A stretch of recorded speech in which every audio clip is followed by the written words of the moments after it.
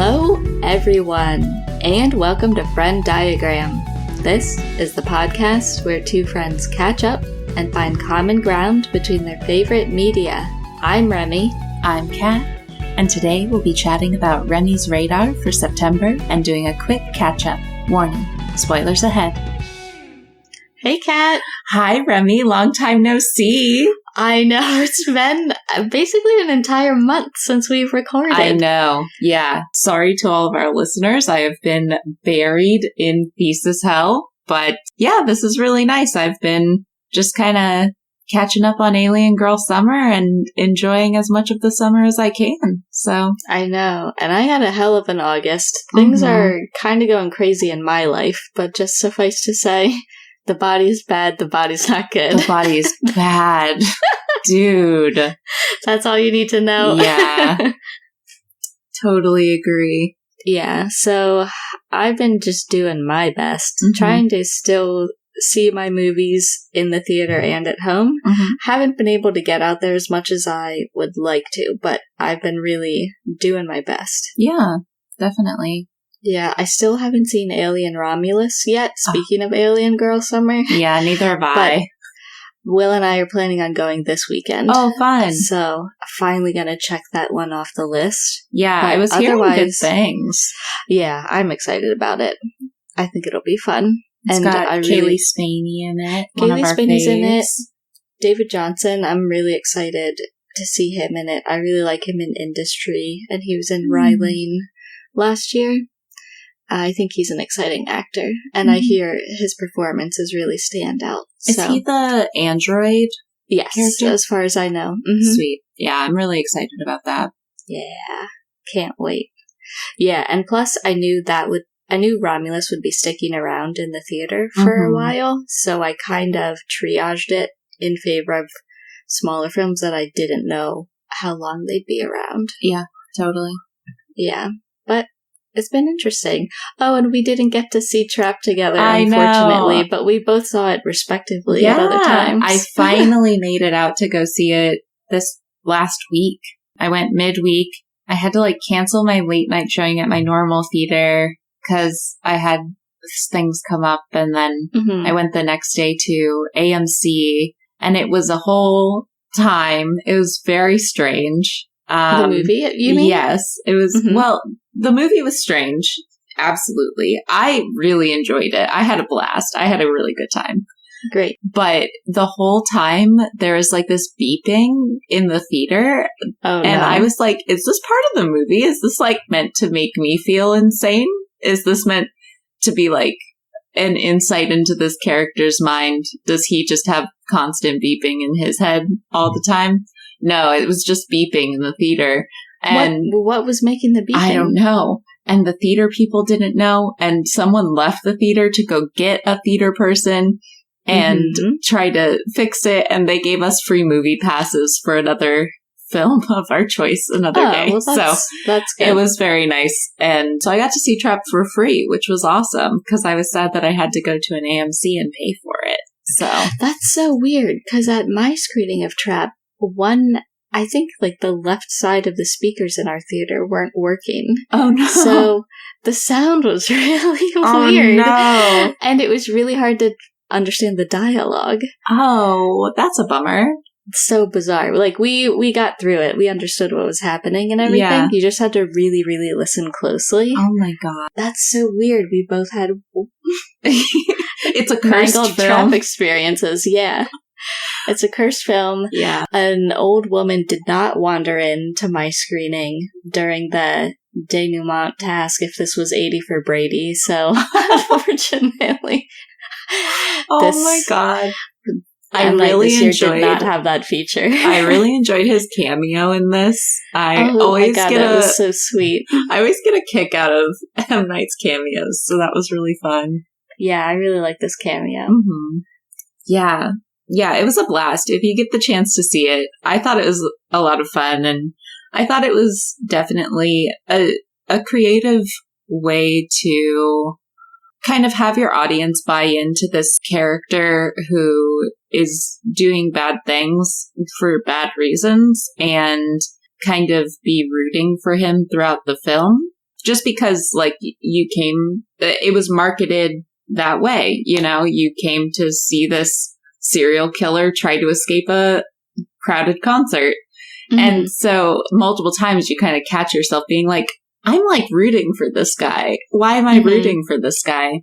And I just thought that was like kind of interesting to play around with. I thought it was an interesting premise. And so, yeah, I had fun with it. And I liked that it wasn't just kind of all set in the concert venue. I thought that what they kind of did and kind of expanded it out was fun and interesting and way more suspenseful.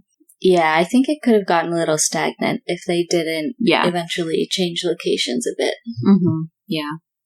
Yeah, but it's been a real serial killer summer at the American box office, that's for sure. Or at least it has in my experience. Yeah, with like Maxine and stuff. With Maxine, Longlegs, Trap, Cuckoo.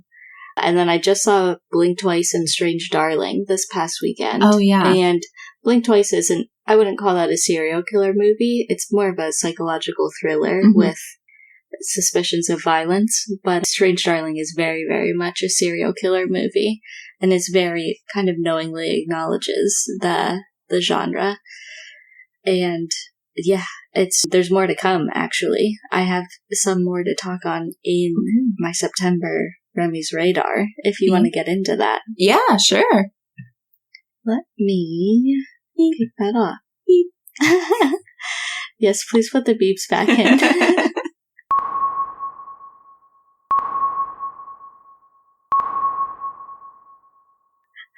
Let's see. So I have 4 picks for the September Remy's Radar, and I'll kick it off with the first one that I have coming on September 6th. This is a film coming to theaters. It's called Red Rooms, and it's actually a 2023 film that I've seen already because it's a Canadian film that was available on PVOD last year, which is how I saw it.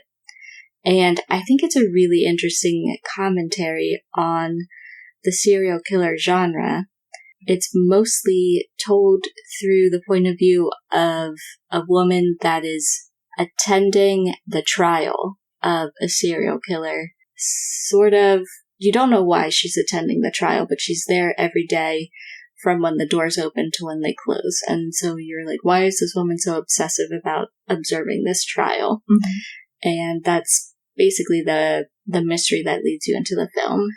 And it's directed by Pascal Plante, and I think it is definitely worth your time and worth checking out because it's in the line of the serial killer summer genre, but a totally different perspective that isn't normally represented, which is really just a civilian in the courtroom observing the media reaction and the public reaction to this trial. So definitely worth your time. Yeah, that sounds definitely worth checking out. That's Red Rooms. Also, on September 6th, exclusively coming to Netflix is Rebel Ridge, which is Jeremy Saulnier's next film. You know him, Kat, as the director of Blue Ruin and Green Room. And so I always get excited whenever he has a new project coming out. And I'm very interested to see what Rebel Ridge is going to be like. It looks like it's going to be mostly action-oriented, so I can't wait to check that out. I think Jeremy Saulnier is a really cool filmmaker, and that will be probably really exciting. That's definitely going to be something that Lil and I will watch for Friday night movie night, because he loves Jeremy Saulnier. He's the one that got me interested in him as a filmmaker. Awesome. After that, okay. This is probably my most anticipated film of the month. On September 20th in theaters, we're finally going to get The Substance.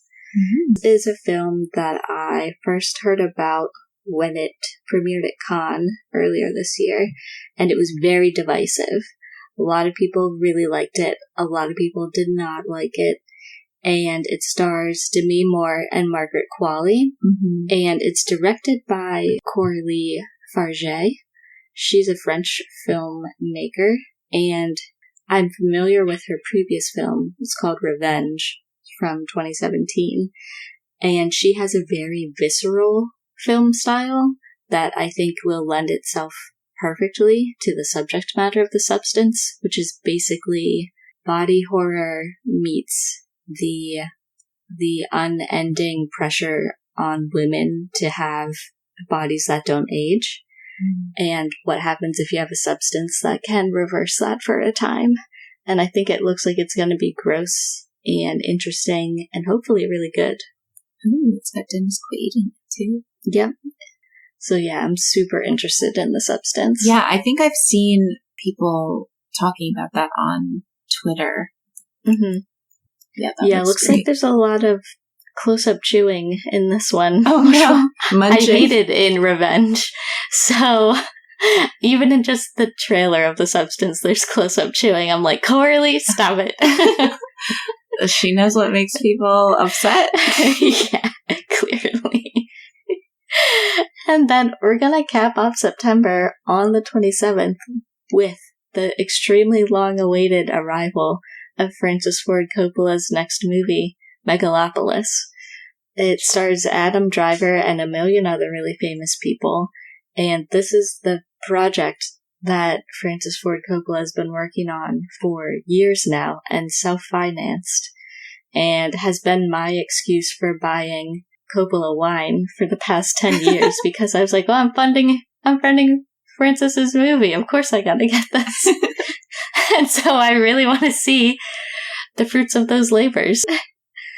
And also very divisive reviews of it coming out of Cannes.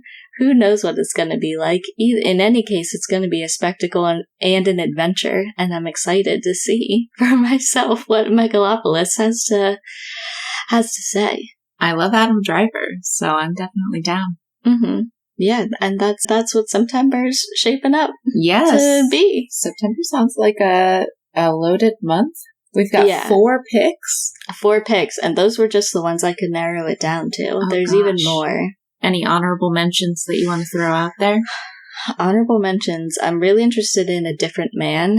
I think that looks like that'll be really cool. Sebastian Stan is in that. I don't know a ton about it. I've seen the trailer and I've heard good buzz, and I just think it looks like something I'd like. And then those are the Remy's picks of the month for sure. Yeah, those sound great. I'm excited. I'm excited to get back into the theater. I feel like I haven't really been going to the theater this past month, so I gotta get back in there. I definitely haven't been able to go as much as I would like to. Yeah. But I've been trying to supplement with films at home, working toward my goal of fulfilling Roger Ebert's first 100 great movies.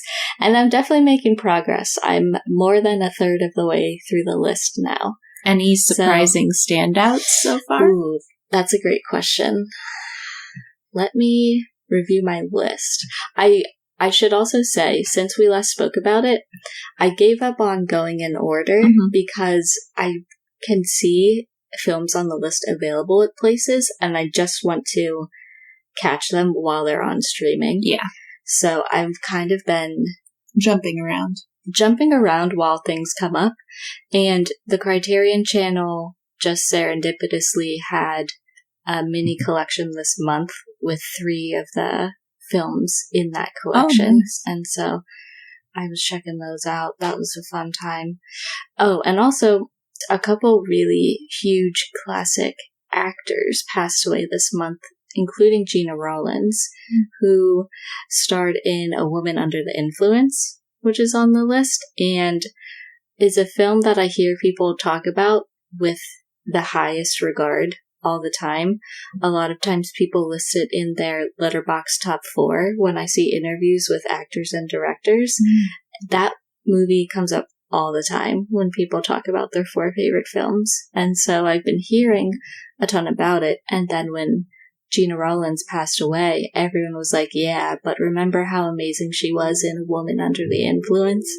And I was like, it sounds like it's time for me to watch that.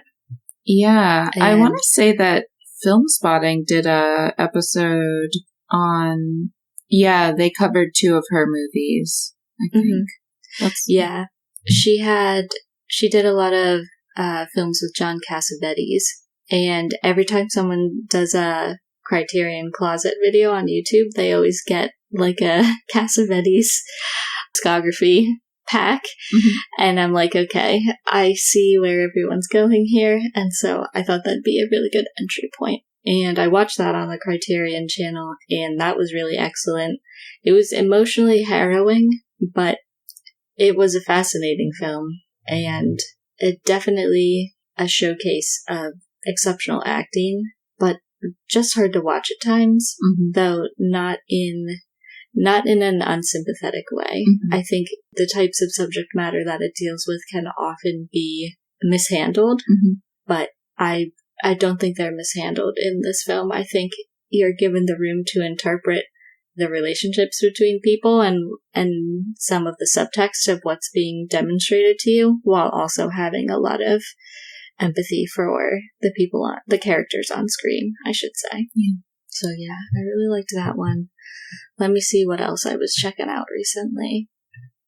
Yeah, I would say that's the standout from the Roger Ebert list so far, but I was also going back and watching and rewatching some M. Night films leading up to Trap as well, and I had a really good time with that. There were some that I finally got around to watching that I didn't really care for, but there were others that I saw for the first time, like Unbreakable. I had never seen Unbreakable. I don't know why.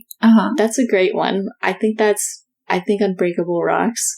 It's awesome, and it's a perfect Philly movie, and they filmed some of it in the neighborhood I used to live in, so that was really exciting. That's really cool. I recognized earlier, I was like, hey, I see how steep that street is. I know where they are. That's really cool. Yeah, so I loved Unbreakable, and then Will and I rewatched Signs. Yeah. And, man, it's so undeniable. That's on my list. Undeniable classic. Yeah, that's on my Alien Girl Summer list. I have not gotten to that yet. Is a banger, Kat. I know. So good. I don't think I've seen that movie since, I watched it when I was a kid.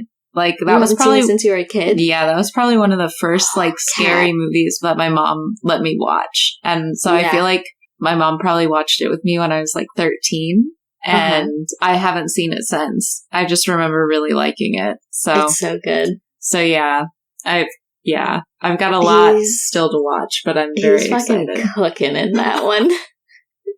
Yeah, gosh, I love his movies though. There are definitely movies that I have not gotten around to seeing that I am hoping to catch this spooky season. I'm kind of working on curating my spooky season watch list, and I'd like to put The Village on there because I still haven't seen that. I feel like that's one of his classics that I have never caught. You gotta watch that. Yeah, so I want to catch The Village. Ooh, Oddity is on VOD now, so you should check that out. I think you'd like that. Yeah. I think you make sure it's not a weekend where you're home alone, though. Okay. I think you might be a little creeped out by that one. Yeah. It's home invasion vibes initially. It is. I'm really excited about that. I thought it would take longer to kind of be available to me. So I'm really excited about that because I missed it in the theater. Yeah. Let me know what you think when you check that out. I'd love to know. Yeah. Ooh, I'm excited about Beetlejuice. Yep, that's happening soon. Yeah, September 4th or something. So that's coming right up. Early September, yeah. I'm very excited about that. I'll have to watch the original. That'll be fun to revisit because you know how I feel about young Alec Baldwin. Oh, man. I was hoping he'd come out. Yeah. Such a good film. I really like the original Beetlejuice. I think that's one of my favorite friendly ghost movies. I need to revisit that. It's been a minute. It's very good. Yeah, and I'm just excited for Winona Ryder's Midwestern accent. I'm ready for that. I feel like I was going to recommend a film for you for spooky season. it was going to be for our potential Face Your Fears head-to-head. Mm-hmm.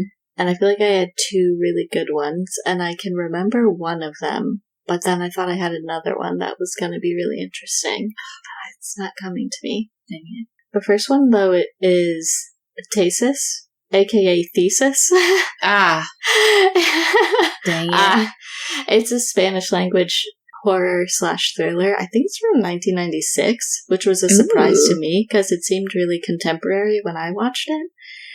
And if I'm remembering correctly, it's about this woman who's trying to finish her thesis, and I don't know if it's in film studies or history or what it's all about, but it's been a second since I've seen it.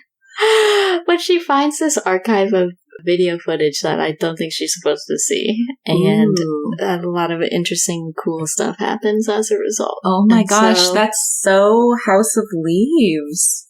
Yeah. I love that. That's cool. It's cool. But damn, what was the other one? I gotta write this stuff down when I think of it, Kat. Yeah, I'm so excited. I feel like, I'm just really determined to enjoy spooky season, even though I'm in thesis hell. Yeah, you gotta counterbalance. Yeah, that sounds really good. It kind of reminds me of, I think I've told you about this movie. It's like a really good descent into madness kind of film. It's got a 86 on Rotten Tomatoes, not too bad. It's a 2012 film. It's called Barbarian Sound Studio. A sound engineer's work for an Italian horror studio becomes a terrifying case of life imitating art. That sounds familiar. It's very good. It's got Toby Jones as the starring. I was going to say, is Toby Jones in that? I know that movie. Yeah. It's very good. I think about it. I watched it when I was in high school, and I probably think about it like once a month. I think I saw Will watching that a couple months ago, and I was like, oh, Toby Jones. It's and good. Then I only observed like a few minutes over his shoulder. Yeah. It's a good film. And then I got it mixed up with Censor in my memory, which is a film, it's a horror film about a woman, I forget what country she's in, but I think it's the UK, but she's in charge of deciding what ratings films get and what has to be cut and like censored out of them.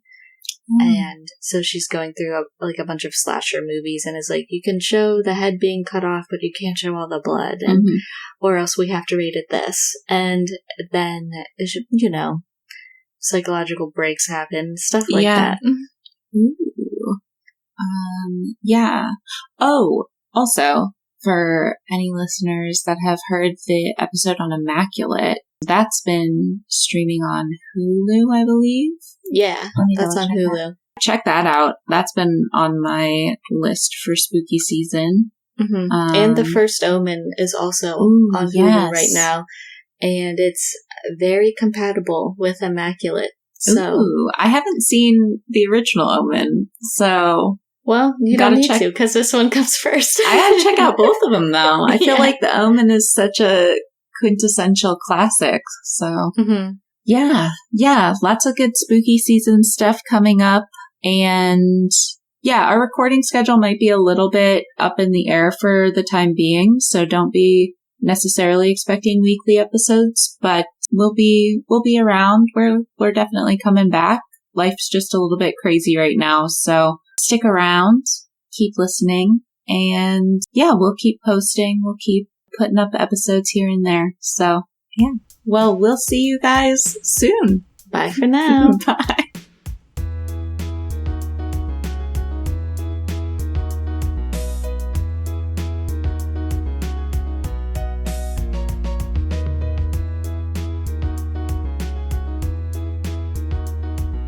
Thanks for joining us this week on Friend Diagram. Thank you to Tyler Seek for the creation of our intro and outro music. Did you take any of our recommendations? Have any thoughts on the show? Let us know at frienddiagrampod@gmail.com, and we might read your email on a future episode. If you can, please take a moment to rate and review the show on your podcast app of choice. and we'll see you back here, same place next week. Bye for now.